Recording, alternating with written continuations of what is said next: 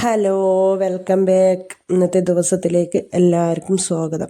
അപ്പം എല്ലാവർക്കും സുഖം തന്നെ ആയിരിക്കും അല്ലേ? അൽഹംദുലില്ലാ, എനിക്ക് ഇവിടെ സുഖം തന്നെയാണ് കേട്ടോ, ബുദ്ധിമുട്ടൊന്നുമില്ല. അപ്പം ഇന്നത്തെ എൻ്റെ ഒരു വ്ളോഗ് എന്ന് പറഞ്ഞിട്ടുണ്ടെങ്കിൽ പിന്നെ ഇന്നലത്തെ ബറാത്തിൻ്റെ ദിവസത്തിൻ്റെ ഒരു വ്ളോഗാണ് കേട്ടോ. അപ്പോൾ അൽഹംദുലില്ലാ, രാവിലെ തന്നെ വെള്ളം വന്നിനേനു.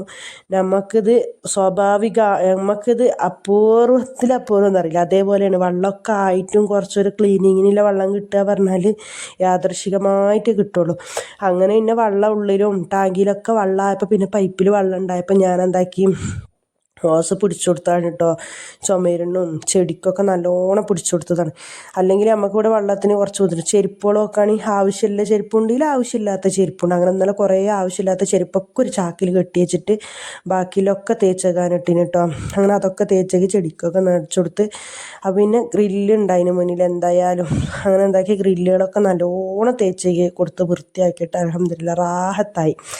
അതിന് അതൊക്കെ തേച്ചേക്കി കൊടുത്ത് പിന്നെ വൈകുന്നേരമായിട്ടോ. പിന്നെ ബാക്കിയുള്ള പണി തുടക്കലും കുളിക്കലും എല്ലാ പണിയെല്ലാം കഴിഞ്ഞിട്ട് ഞാൻ ഇന്നലെ ചീരിനി എന്ന് പറഞ്ഞാൽ പായസം പേർക്ക് നമുക്ക് കുടിക്കാനും ഉണ്ടാക്കി പിന്നെ പള്ളിക്ക് കൊടുത്തേക്കാം. നമ്മളിവിടെ മഹരിബിൻ്റെ ശേഷം പള്ളിക്ക് ചീരിനി കൊടുത്തേക്കണം കേട്ടോ. അത് എല്ലാ ചീരിനിയും കൂടി ആക്കിയിട്ട് ഓതലെല്ലാം കഴിഞ്ഞതിന് ശേഷം തിരിച്ചിങ്ങോട്ട് തന്നെ കൊടുത്തയക്കും. എല്ലാ ചീരിനിയും കൂടി മിക്സ് ആക്കിയിട്ട് കേട്ടോ. അപ്പോൾ ഞാൻ പള്ളിക്ക് കൊടുത്തയക്കാൻ പഴംപൊരിയാണ് ആക്കിയത്. പഴംപൊരി ഞാൻ ഒന്നും കൂട്ടില്ല, വെറും മൈദയും പഞ്ചാരയും ഒരു നുള്ളും മഞ്ഞപ്പൊടി ഇട്ടിട്ട് കുഴച്ച് വെച്ച് അപ്പം തന്നെ ചുട്ടാണ് കേട്ടോ. മാഷാ അല്ലാ, നല്ല പൊന്തിന്. ചില മൈദൻ്റെതാണത്, നമുക്കിപ്പോൾ പൊന്താത്തതൊക്കെ ചില മൈദയാണ്. എത്ര കുഴച്ചാലും നമ്മൾ കല്ലുപോലെ കിടക്കൽ. ഇത് പറഞ്ഞ് ഞാൻ അപ്പം തന്നെ മുറിച്ചത് സ്കൂളിൽ വരുമ്പോൾ കൊണ്ടുവന്നതാണ്. പഴവും മൈദൊക്കെ ഓനെക്കൊണ്ട് കൊണ്ടിരിപ്പിച്ചതാണ്. എന്നിട്ട് ഞാൻ എന്താക്കി അപ്പം തന്നെ കുഴച്ച് അപ്പം തന്നെ ചുട്ട് നോക്കുമ്പോൾ നല്ല പൊന്തി വരുന്നുണ്ടോ. പിന്നെ ഞങ്ങൾ ഇന്ന് ബറാത്തിന് ഉമ്മാൻ്റെ അടുത്ത് പോകുക കേട്ടോ. അതിന് മഗ്‌രിബ് കഴിഞ്ഞ് ഓത്തും നിസ്കാരവും എല്ലാം കഴിഞ്ഞിട്ട് ഞാനും കുട്ടികളും കൂടി എന്താക്കി, മോന് പള്ളിക്ക് പോയിട്ടുണ്ട്. ചീരിനിയൊക്കെ എടുത്തിട്ട് മഗ്‌രിബിൻ്റെ ശേഷം പള്ളിക്ക് പോയിട്ടുണ്ട്.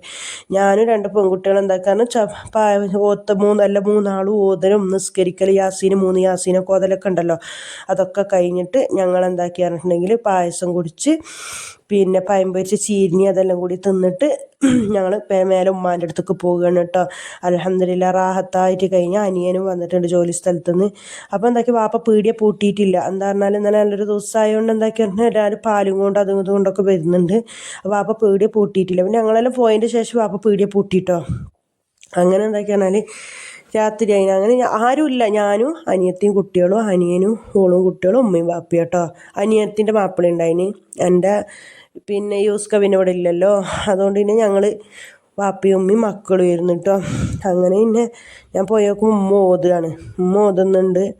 അനിയത്തിയും താങ്കളുടെ ഓളും കൂടി അടുക്കളയിലുണ്ട് കേട്ടോ. അനിയത്തി കുറച്ച് വേഗം പോയിട്ടുണ്ട്.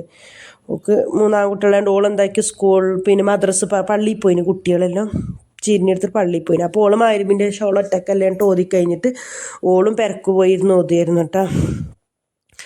അങ്ങനെ ഇതാക്കി മഗ്‌രിബാകുമ്പോൾ പെര പൂട്ടിയിട്ട് പോകാൻ പറ്റൂലല്ലോ. പിന്നെ ഇതൊക്കെ കഴിഞ്ഞിട്ട് പോയാൽ മതിയല്ലോ. പിന്നെ ഞാനും എൻ്റെ അനിയത്തിയും പിന്നെ മാപ്പിളാരോട് ബസ്സിന് പൈസ കൊണ്ടാന്നൊന്നും പറയേണ്ട ആവശ്യമൊന്നുമില്ല.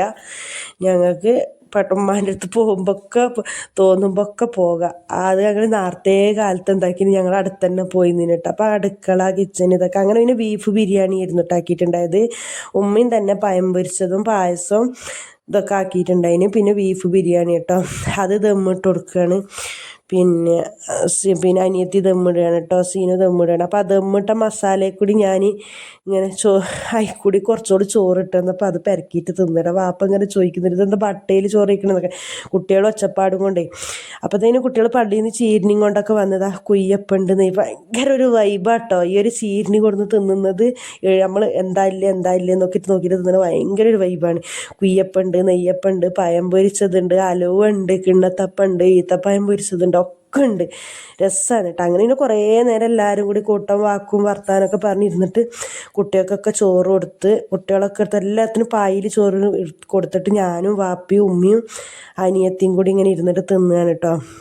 അതിൽ ഹുസ്നാനെയാണ് വീഡിയോ എടുക്കാൻ അയച്ചത്. ഹുസ്നെല്ലാം കൂടി ബ്ലറാക്കിയിട്ട് എടുത്തിട്ടുണ്ട്.